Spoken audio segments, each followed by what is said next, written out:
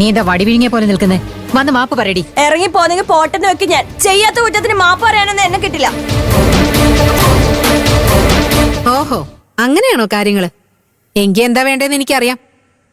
അരവിന്ദ്, ഞാൻ ഇറങ്ങി പോവാൻ പോവാ. ശ്രേയ, നീ ഇവിടെ നിക്ക്. അനു മാപ്പ് പറയും.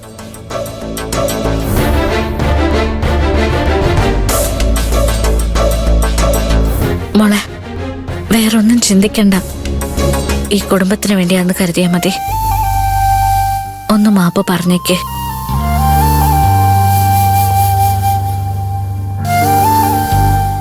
നിന്റെ ചാരിച്ചല്ലേ പറയുന്ന? പ്ലീസ് മോളെ, ഒന്ന് മാപ്പ് പറഞ്ഞേക്ക്.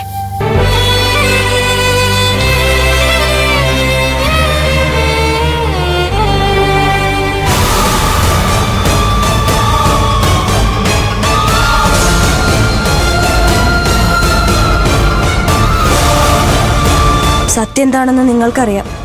ഞാൻ പറഞ്ഞത് കള്ളാണെങ്കിൽ ഞാൻ മാപ്പ് ചോദിക്കുന്നു.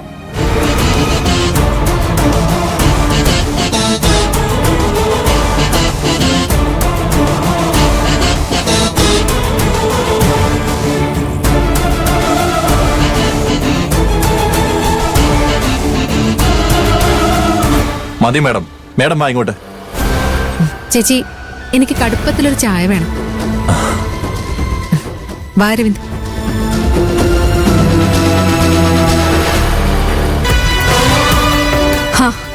ഇപ്പോഴാ മനസ്സിനൊരു സമാധാനായത്. ഡി, ഈ കിടക്കുന്ന കുപ്പിച്ചിലൊക്കെ വാരിക്കളഞ്ഞേ തുടച്ച് വൃത്തിയാക്കിയിട്. അമ്മ വാ, ശ്രേയക്ക് നല്ലൊരു ചായ ഉണ്ടാക്കി കൊടുക്കാം. നല്ല കടുപ്പം വേണം. ഞാനും കൂടി അങ്ങോട്ട് ചെല്ലട്ടെ, എന്നാലേ ശരിയാവും. അച്ചൂട്ടി,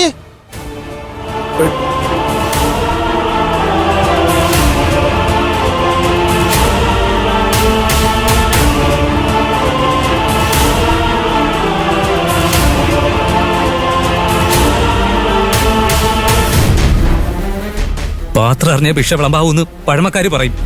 നിന്നെ പറഞ്ഞിട്ട് കാര്യമില്ല. പല വട്ടം ഞാൻ പറഞ്ഞിട്ട് അവളെ നന്നാക്കാൻ നോക്കരുതെന്ന്. അനുഭവിച്ചോ?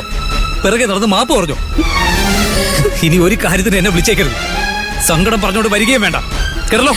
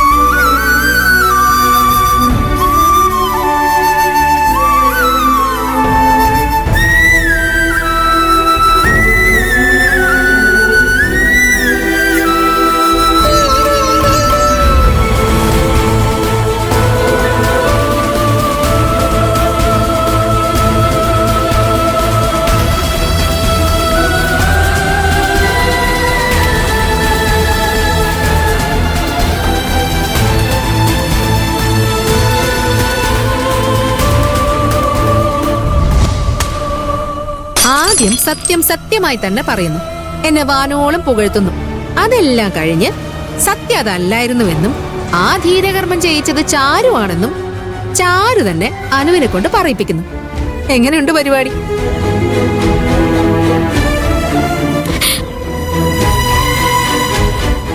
എന്നെ അപമാനിക്കാൻ വേണ്ടി ചെയ്യാത്ത സൽക്കർമ്മത്തിന്റെ ക്രെഡിറ്റ് പിടിച്ചു പറ്റുന്നവളാണ് ഞാനെന്ന് വരുത്തി തീർക്കാൻ വേണ്ടി ഇവളുമാര് രണ്ടുപേരും ചേർന്ന് നടത്തിയ കള്ളക്കളിയാ ഇന്നിവിടെ ഈ പൊളിഞ്ഞു വീണിരിക്കുന്നത്.